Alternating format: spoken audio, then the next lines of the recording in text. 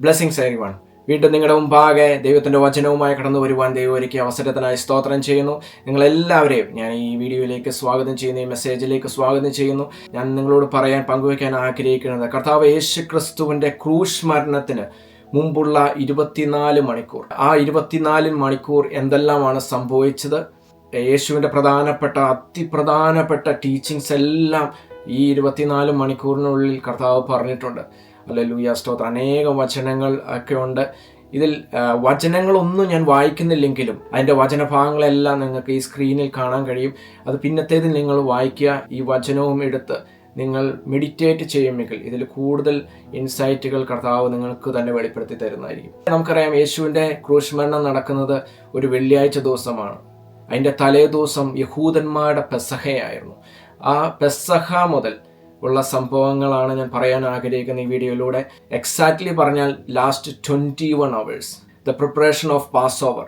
വ്യാഴാഴ്ച ഒരു 6 മണി മുതൽ 9 മണി വരെയുള്ള നേരത്ത് സംഭവിച്ച എന്തൊക്കെയാണ്? യേശു തൻ്റെ പ്രധാനപ്പെട്ട 2 ശിഷ്യന്മാരെ പെസഹ ഒരുക്കുവാൻ അയക്കുന്നതായിട്ട് നമുക്ക് കാണാൻ കഴിയും, പത്രോസിനെയും യോഹന്നാനെയും. മർക്കോസിന്റെ മാളികയിലാണ് പെസഹ ആചരിക്കുവാൻ യേശു തൻ്റെ 12 ശിഷ്യന്മാരുമൊത്ത് ഒത്തുകൂടിയത്. അവിടെ യേശു തൻ്റെ ശിഷ്യന്മാരുടെ കാൽ കഴുകുന്ന കാണാൻ കഴിയും. യേശുവിൻ്റെ ഹ്യൂമിലിറ്റി യേശു തന്നെ പറയുന്നുണ്ട്, നിങ്ങൾ ഒരുവൻ വലിയവനാവാൻ ആഗ്രഹിക്കുന്നെങ്കിൽ നിങ്ങൾ അവരുടെ ശുശ്രൂഷകരായി തീരണം. എങ്ങനെയാണ് ഒരു ലീഡർ ആയിരിക്കേണ്ടത് എന്ന് യേശുവിനെ കണ്ട് നമുക്ക് പഠിക്കാൻ കഴിയും. തൻ്റെ ശിഷ്യന്മാരുടെ കാൽ കഴുകിക്കൊണ്ടാണ് യേശു തുടങ്ങുന്നത് തന്നെ. He actually demonstrated humility and servant leadership. അവിടെ വെച്ച് തന്നെയാണ് കർത്താവ് പ്രത്യേകിച്ച് രക്ഷിക്കപ്പെട്ടവർക്കെല്ലാം സുപരിചിതമായ holy communion first time institute ചെയ്തത്. ഹല്ലേലൂയ, ലാസ്റ്റ് സപ്പറിന് അവർ കൂടിയിരിക്കുന്ന സമയത്തായിരുന്നു. അപ്പവും വീഞ്ഞും എടുത്ത് അത് വാഴ്ത്തി അനുഗ്രഹിച്ച് അവർക്ക് കൊടുക്കുന്ന കാണാം. അപ്പം കർത്താവിൻ്റെ ശരീരത്തെയും വീഞ്ഞ് കർത്താവിൻ്റെ രക്തത്തെയും സിംബലൈസ് ചെയ്യുന്ന ആണ് എന്ന് നമുക്ക് കാണാൻ കഴിയും. ഹല്ലേലൂയ, അതിൻ്റെ ഓർമ്മ ഇന്നും നമ്മൾ ആചരിക്കുന്നുണ്ട്. അവിടെ കർത്താവ് തൻ്റെ അതിപ്രധാനപ്പെട്ട അനേക ടീച്ചിങ്സ് ചെയ്യുന്നു. നിങ്ങൾ പരസ്പരം സ്നേഹിക്കണം. പരിശുദ്ധാത്മാവിൻ്റെ ആഗമനത്തെക്കുറിച്ച് പറയുന്നുണ്ട്. അതിപ്രധാനപ്പെട്ട കാര്യങ്ങളാണ് ഇതെല്ലാം. Teachings on vine and branches, മുന്തിരിവള്ളിയെക്കുറിച്ചുള്ള ടീച്ചിങ്സ്. യോഹന്നാൻ 13 മുതൽ 16 വരെയുള്ള അധ്യായങ്ങൾ കാണുന്നത് യേശുവിൻ്റെ ലാസ്റ്റ് സപ്പറിലുണ്ടായ ടീച്ചിങ്സ് ആണ്. അവിടെ തന്നെയാണ് കർത്താവ് നിമിഷങ്ങളിൽ മരിക്കാൻ പോവുകയാണ്. നിങ്ങളിൽ ഒരുവൻ തന്നെ ഒറ്റിക്കൊടുക്കും. യൂദയെക്കുറിച്ച് തന്നെ യേശു അവിടെ പറയുന്നുണ്ട്. ഹല്ലേലൂയ. അപ്പോൾ പത്രോസ് അതിനെല്ലാം ഞങ്ങൾ മരിക്കേണ്ടി വന്നാലും നിന്നെ ഒറ്റിക്കൊടുക്കില്ല എന്ന് പറയുമ്പോൾ, അപ്പോൾ പത്രോസിനോട് യേശു പറയുന്നുണ്ട് അവിടെ വെച്ച്, ഈ വെളുപ്പിനെ കോടി 2 പ്രാവശ്യം കൂകുന്ന മുമ്പേ നീ എന്നെ 3 പ്രാവശ്യം തള്ളി പറയും. അവിടെ വെച്ച് നമുക്ക് യേശുവിൻ്റെ ഹൈ പ്രീസ്റ്റ് പ്രയർ എന്ന് പറയാറുണ്ട്. ആ പ്രയർ യോഹന്നാൻ 17 അധ്യായത്തിൽ കാണുന്നത് നമുക്ക് കാണാൻ കഴിയും. യേശു തനിക്ക് വേണ്ടിയും ഈവൻ തൻ്റെ ശിഷ്യന്മാർക്ക് വേണ്ടി, ഈവൻ വരാനിരിക്കുന്ന തൻ്റെ ശിഷ്യന്മാർക്ക് വേണ്ടിയും കൂടി യേശു പ്രാർത്ഥിക്കുന്ന ഒരു പ്രാർത്ഥന നമുക്ക് യോഹന്നാൻ 17 അധ്യായത്തിൽ കാണാൻ കഴിയും. യോഹന്നാൻ 14 അധ്യായത്തിലും ഒരു പ്രധാനപ്പെട്ട ഒരു സ്റ്റേറ്റ്മെന്റ് യേശു പറഞ്ഞിരിക്കുന്നത്, I am the way, the truth and the life. ഞാൻ മുഖാന്തരമല്ലാതെ ആരും പിതാവിൻ്റെ അടുക്കലെത്തില്ല. ഹല്ലേലൂയ, സ്തോത്രം. ഇന്നത്തെ കാലത്ത് ഇന്ത്യയിൽ പോലും ഒരു മാർഗമാണ് ശരി എന്ന് പറയുന്നത് ശിക്ഷാർഹമായി കഴിഞ്ഞ ദിവസം ഡിക്ലെയർ ചെയ്തതായിട്ട് വാർത്തയിൽ പറയാനിടയായി. പക്ഷേ യേശു പറഞ്ഞു, അത് നമുക്ക് പറയാതിരിക്കാൻ കഴിയില്ല. ലോകത്തിൻ്റെ രക്ഷകൻ യേശു മാത്രമാണ് എന്ന് യേശു പറഞ്ഞ സന്ദർഭവും ഇത് തന്നെയാണ്. ദൈവത്തിലേക്കുള്ള ഒരേ ഒരു മാർഗം ഞാൻ മാത്രമാണ് എന്ന് പറഞ്ഞ സന്ദർഭവും ഇതാണ്.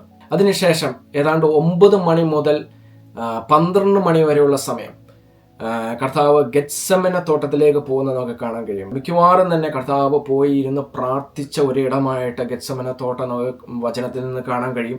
അതിപ്രധാനമായിട്ടുള്ള സംഭവങ്ങളാണ് അവിടെ അരങ്ങേറുന്നത്. കർത്താവ് പ്രാർത്ഥനയിലേക്ക് പോകുന്നു. Jesus was praying and he was in A agony in the garden. Mount of olive എന്ന് പറയുന്നത് ഈ ഗെത്സമന തോട്ടം തന്നെയാണ്.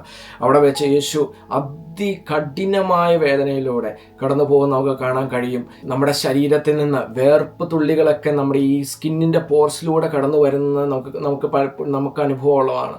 യേശു അതുപോലെയുള്ള ഒരു കഠിനമായ ഒരു സിറ്റുവേഷനിലൂടെയാണ് കടന്നു പോകുന്നത്, തൻ്റെ ശരീരത്തിലും തൻ്റെ ഹൃദയത്തിലും. ഹല്ലേലൂയ, സ്തോത്രം. പിതാവായ ദൈവം യേശുവിൻ്റെ മേൽ ലോകത്തിൻ്റെ പാപത്തെ അല്ലെങ്കിൽ ഒരു കുഞ്ഞാടിൻ്റെ മേൽ, പഴയ നിയമത്തിൽ നിന്ന് കാണാം, ഒരു കുഞ്ഞാടിൻ്റെ മേൽ പാപം കെട്ടിവെക്കുന്ന പോലെ, പുരോഹിതൻ കെട്ടിവെക്കുന്ന പോലെ ദൈവം യേശുവിൻ്റെ മേൽ ആ ഒരു ലോകത്തിൻ്റെ പാപത്തെ കെട്ടിവെക്കുന്ന ഒരു സന്ദർഭമാണ്. ഹല്ലേലൂയ. നമുക്ക് കാണാം, യേശു തന്നെ പറയുന്നുണ്ട്, യേശുവിനറിയാം താൻ മരിക്കാൻ പോവുകയാണ്. ദിവസങ്ങൾക്ക് മുമ്പേ ശിഷ്യന്മാരോട് പറഞ്ഞു, എല്ലാം യേശുവിനറിയാം. പക്ഷെ അത്ര വലിയ കാഠിന്യം, നമ്മുടെ ശരീരത്തിലൂടെ വീർപ്പ് തുള്ളികൾ പുറത്തു വരുന്ന പോലെ ശരീരത്തിലൂടെ, ഈ സ്കിന്നിലൂടെ, യേശുവിൻ്റെ സ്കിന്നിലൂടെ വീർപ്പ് തുള്ളികൾ പോലെ ബ്ലഡ് പുറത്തു വന്നു.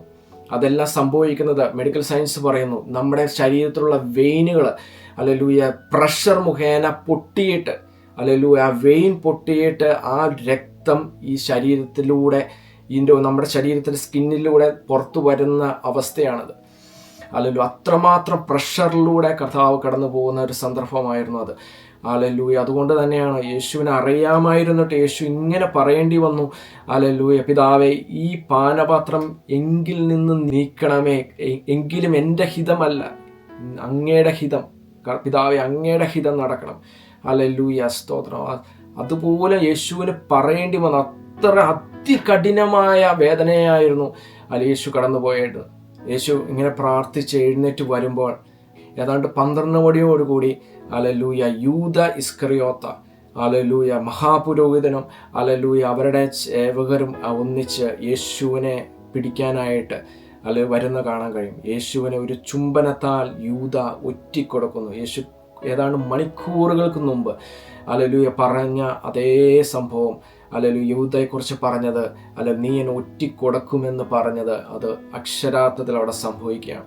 ഇവിടെ വെച്ച് തന്നെയാണ് പത്രോസ് ഇങ്ങനെ യേശുവിനെ പിടിക്കാൻ വരുന്ന കണ്ടപ്പോൾ മൽക്കസ് എന്ന ഹൈപ്രീസ്റ്റിന്റെ ഒരു സെർവന്റിന്റെ കാത് വെട്ടിക്കളയുന്നതും യേശു അപ്പോൾ തന്നെ കാതെടുത്ത് വെച്ച് അവനെ സൗഖ്യമാക്കുന്നതും നമുക്ക് ഇവിടെ വെച്ച് തന്നെ കാണാൻ കഴിയും. തൻ്റെ ശിഷ്യന്മാർ എല്ലാം ഓടിപ്പോയി യേശുവിനെ വിട്ട്, യേശുവിനെ അവിടെ നിന്ന് അവരെ പിടിച്ചു കൊണ്ടുപോയി. 12 മണിക്ക് യേശുവിൻ്റെ അറസ്റ്റ് നടക്കുന്നു. ഏതാണ്ട് 1 മണി മുതൽ 3 മണി വരെയുള്ള സമയങ്ങളിൽ യേശുവിനെ പല സ്ഥലങ്ങളിലായിട്ട് യേശുവിനെ വിസ്തരിക്കാനായിട്ട് അല്ലെങ്കിൽ ക്വസ്റ്റ്യനിങ്ങിനായിട്ട് കൊണ്ടുപോകുന്ന നമുക്ക് കാണാൻ കഴിയും. ഹന്നാവിൻ്റെ അടുത്ത്, കയ്യാഫാവിൻ്റെ അടുത്ത്, സന്നേദ്രി സംഘത്തിൻ്റെ മുമ്പാകെയും വിസ്തരിക്കാൻ നമുക്ക് കാണാൻ കഴിയും. അവിടെ ഫാൾസ് വിറ്റ്നസിനെ യേശുവിനെതിരായിട്ട് നിർത്തുന്നു. പക്ഷെ അവർ പറഞ്ഞ ആ സാക്ഷ്യങ്ങൾ എല്ലാം പരസ്പര വിരുദ്ധമായിരുന്നു.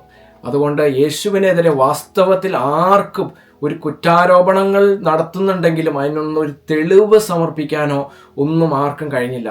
അവർ യേശു ഞാൻ ദൈവപുത്രൻ എന്ന് പറയുന്നു, അല്ലെങ്കിൽ ഞാൻ താൻ ദൈവം എന്ന് പറഞ്ഞു എന്നെല്ലാം ആരോപിക്കുന്നു. അവൻ ദൈവദൂഷണം പറഞ്ഞു എന്ന് ആരോപിക്കുന്നു.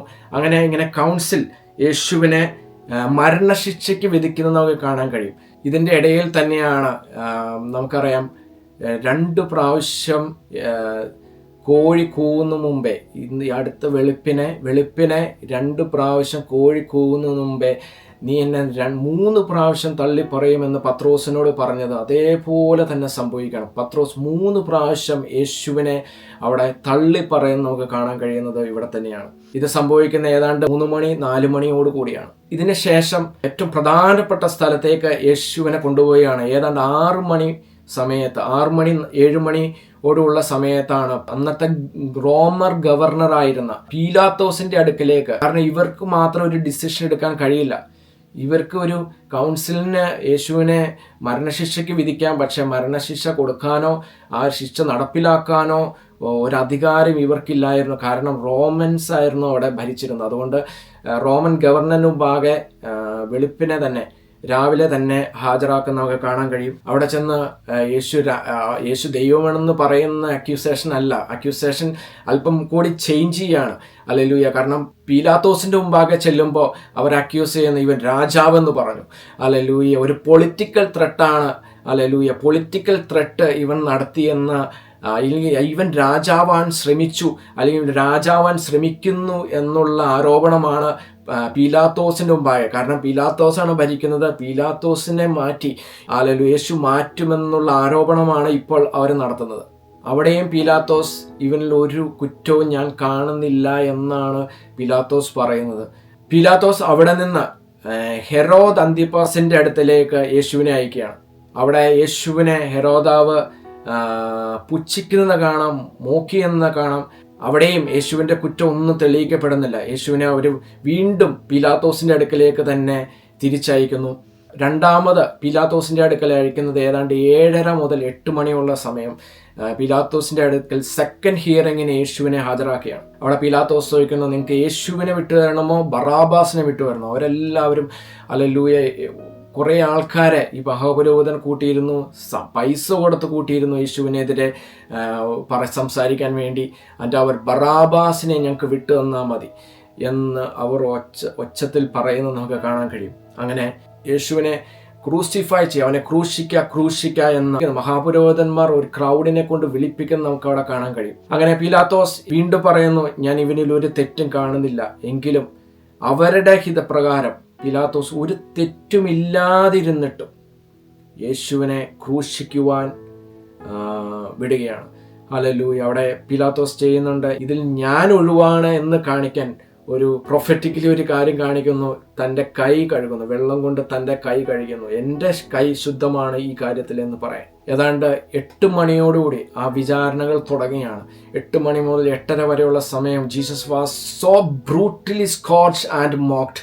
ഹല്ലേലൂയ. യേശുവിനെ അവർ റോമൻ സോൾജേഴ്സ് ഭയങ്കരമായിട്ട് ശിക്ഷിക്കുന്നു, അടിക്കുന്നു, മുൾക്കിരീടം ചൂടിക്കുന്നു, പെർപ്പിൾ റോബ് യേശുവിൻ്റെ മേലിടുന്നു. ഹല്ലേലൂയ. ഇവൻ രാജാവാണ് എന്ന് പറഞ്ഞ് യേശുവിനെ, ഇവൻ രാജാവാണല്ലോ, അതുകൊണ്ട് അവനെ രാജാവ് എന്ന് പറഞ്ഞ് യേശുവിനെ മോക്ക് ചെയ്യാൻ വേണ്ടി, യേശുവിനെ കളിയാക്കാൻ വേണ്ടി, കിങ് ഓഫ് ജ്യൂസ് എന്ന് യേശു പറഞ്ഞു എന്ന് പറഞ്ഞ് ഹല്ലേലൂയ സ്തോത്രം, യേശുവിനെ മോക്ക് ചെയ്യാൻ വേണ്ടി അല്ലെങ്കിൽ യേശുവിനെ പരിഹസിക്കുന്നൊക്കെ നമുക്ക് കാണാൻ കഴിയും. ഇതെല്ലാം സന്നിധി സംഘത്തിൻ്റെ മുമ്പാകെ നമുക്ക് കാണാൻ കഴിയും. യേശുവിനെ അവിടെ വെച്ച് അടിച്ചിട്ടുണ്ട്. യേശുവിൻ്റെ താടി രോമങ്ങൾ പിഴുതെടുത്തതായിട്ട് കാണാം. യേശുവിൻ്റെ കർണത്തെ അവർ അടിക്കുന്നത് കാണാം. ഇങ്ങനെ അനേകം അവിടെയെല്ലാം യേശുവിനെ പല പീഡയിലൂടെയൊക്കെ കടത്തിവിടുന്നു. പക്ഷേ യഥാർത്ഥമായ ഒരു പീഡ ഇവിടെ നിന്നാണ് തുടങ്ങുന്നത്. ഏതാണ്ട് 8:30 മുതൽ 9 മണി വരെയുള്ള സമയം യേശുവിനെ ഗോൽഗോത്ത എന്ന സ്ഥലത്തേക്ക്, ക്രൂശീകരണത്തിന് നിശ്ചയിക്കപ്പെട്ട സ്ഥലത്തേക്ക്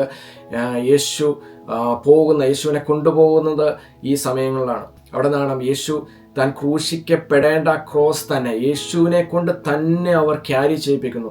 ഒരു സ്ഥലത്ത് വെച്ച് യേശുവിന് അത്ര അതികഠിനമായ ബേർഡൻ കാരണം അത് ചുമക്കാൻ കഴിയാതെ ഒരു സൈമൺ ഓഫ് സൈറിൻ അങ്ങനെ ഒരു വ്യക്തിനെ കൊണ്ട് കൂടി ചുമപ്പിക്കുന്ന നമുക്ക് കാണാൻ കഴിയും. ഹല്ലേലൂയ. അദ്ദേഹത്തിന് വളരെ ഇഷ്ടം ഉണ്ടായിട്ടല്ല അത് ചുമക്കുന്നത്, പക്ഷേ അത് ചുമന്ന ശിമോന്റെ തലമുറകൾ പിന്നത്തേതിൽ അദ്ദേഹത്തിൻ്റെ തലമുറകളും അദ്ദേഹത്തിൻ്റെ കുടുംബം അനുഗ്രഹിക്കപ്പെട്ടു എന്ന് നമുക്ക് കാണാൻ കഴിയും. ഏതാണ്ട് 9 മണിയോടുകൂടി യേശു ക്രിസ്തുവിൻ്റെ ക്രൂശീകരണം നടക്കുകയാണ്. ഗോൽഗോത്ത അല്ലെങ്കിൽ ദ പ്ലേസ് ഓഫ് സ്കൾ, തലയോട്ടിയിടം എന്നും കൂടി നമ്മൾ മലയാളത്തിൽ പറയാണ്ടെന്നാൽ തലയോട്ടിയിടം എന്ന് അറിയപ്പെടുന്ന സ്ഥലം ഗോൽഗോത്ത. അവിടെ വെച്ച് 2 കള്ളന്മാരുടെ നടുവിൽ വെച്ച് യേശുവിനെ ക്രൂശീകരിക്കുകയാണ്. അതിൻ്റെ യേശുവിൻ്റെ ക്രൂശിൻ്റെ മുകളിൽ ഇങ്ങനെ കൂടി എഴുതി വെച്ചു, Jesus of Nazareth the king of juice. ഏതാണ്ട് 9 മണി മുതൽ 3 മണി വരെ യേശു ആ ക്രൂശിൽ കിടക്കുകയാണ്. 6 മണിക്കൂർ യേശു അതികഠിനമായ വേദനയിലൂടെ ക്രൂശിൽ കിടക്കുന്നു. ഏറ്റവും അവസാന തുള്ളി രക്തം വരെ എനിക്കും നിങ്ങൾക്കും വേണ്ടി യേശു ചൊരിഞ്ഞു.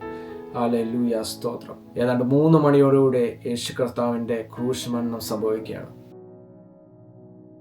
ഈ വചനം ഏതെങ്കിലുമൊക്കെ തരത്തിൽ നിങ്ങളെ അനുഗ്രഹിച്ചിട്ടുണ്ടെങ്കിൽ മറ്റുള്ളവർക്കും ഈ വചനം ഷെയർ ചെയ്യുക. നിങ്ങൾക്ക് അനുഗ്രഹമായിരിക്കും. ഇത് നിങ്ങൾ സബ്സ്ക്രൈബ് ചെയ്തിട്ടില്ലെങ്കിൽ സബ്സ്ക്രൈബ് ചെയ്യുക. അടുത്തൊരു വീഡിയോയിൽ യേശുവിൻ്റെ ഈ ക്രൂശ് മരണത്തിനും ഉയർപ്പിനും ഇടയിൽ സംഭവിച്ച ചില അതിപ്രധാനപ്പെട്ട കാര്യങ്ങൾ പറയാൻ ആഗ്രഹിക്കുന്നു. 9 മണി മുതൽ 3 മണി വരെയുള്ള സമയത്ത് യേശു പ്രധാനപ്പെട്ട ഒരു 7 സ്റ്റേറ്റ്മെൻറ്റ്സ് ആ ക്രൂശിൽ കിടന്ന് പറയാനിടയായി. ആ 7 സ്റ്റേറ്റ്മെൻറ്റ്സും മറ്റൊരു വീഡിയോയിൽ പറയാൻ ആഗ്രഹിക്കുന്നു. ഇതിനെല്ലാമായിട്ട് നിങ്ങൾ സബ്സ്ക്രൈബ് ചെയ്യുക, മറ്റുള്ളവർക്ക് ഷെയർ ചെയ്യുക. അതിലൊക്കെ പ്രധാനമായിട്ട് നിങ്ങളുടെ പ്രാർത്ഥനയിൽ ഓർക്കണം. നിങ്ങളുടെ പ്രാർത്ഥന ഞങ്ങൾക്ക് അതിപ്രധാനമാണ്. എപ്പോഴെല്ലാം പരിശുദ്ധാത്മാവ് ഞങ്ങളെ ഓർമ്മപ്പെടുത്തുന്നു, എന്നെ ഓർമ്മപ്പെടുത്തുന്നു, ഈ മിനിസ്ട്രി ഓർമ്മപ്പെടുത്തുന്നു. നിങ്ങൾ ഒരു വാക്ക് പ്രാർത്ഥിക്കണം. ഈ മിനിസ്ട്രിയുമായിട്ട് പല രീതിയിൽ നിങ്ങൾക്ക് കണക്ട് ചെയ്യാം. ഇതിലെ ഡിസ്ക്രിപ്ഷൻസിലേക്ക് നോക്കിക്കഴിഞ്ഞാൽ സൂം മീറ്റിംഗ്സിലൊക്കെ പങ്കാളിയാകാം. ദൈവം അനുഗ്രഹിക്കട്ടെ. ഇത് അനേകർക്ക് ഷെയർ ചെയ്യുക. Bless you.